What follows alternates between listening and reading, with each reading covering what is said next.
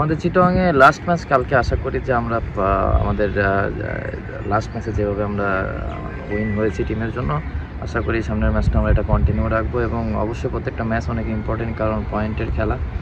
আশা করছি যে ভালো শেষ করে এখান থেকে আমরা যেতে পারবো। অল আউট একটা ক্রিকেট যেটা আমাদের দেখতে পাচ্ছি আমরা প্রথম থেকে, সেই অল আউট পারফরমেন্স করার জন্য আপনারা কতটা তৈরি?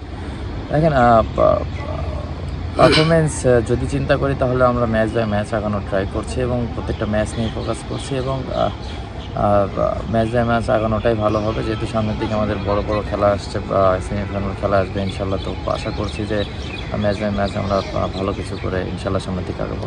The best team fortune Barishal, national team বলা যায় অলমোস্ট, আপনারা যারা আছেন ন্যাশনাল টিমে তারাই খেলছেন এখানে।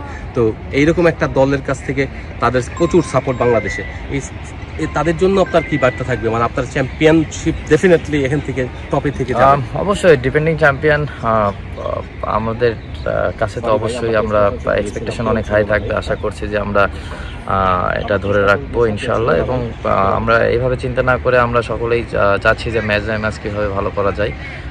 যেদিন আছে আমাদের সামনে সেদিনের জন্য আমরা ভালো করার চেষ্টা করব। আপনাদের যে বোলিং লাইন, ব্যাটিং লাইন, কোনটাকে আপনার বেশি স্ট্রং দেখতে চান? আমরা অ্যাজ এ টিম হিসেবে আমরা দুটা না তিনটা ডিপার্টমেন্টেই ভালো কিছু করতে চাই। বোলিং, ব্যাটিং, ফিল্ডিং, যত এই তিনটা ইয়ে আছে যেখানে আমাদের ভালো কিছু করার অনেক সুযোগ আছে এখনও। তো আশা করছি যে এই তিন জায়গাতে আমরা যেগুলা লাস্ট ম্যাচগুলোতে যেগুলো ভুল ছিল ওগুলো থেকে আমরা আরও ভালোভাবে কামব্যাক করব।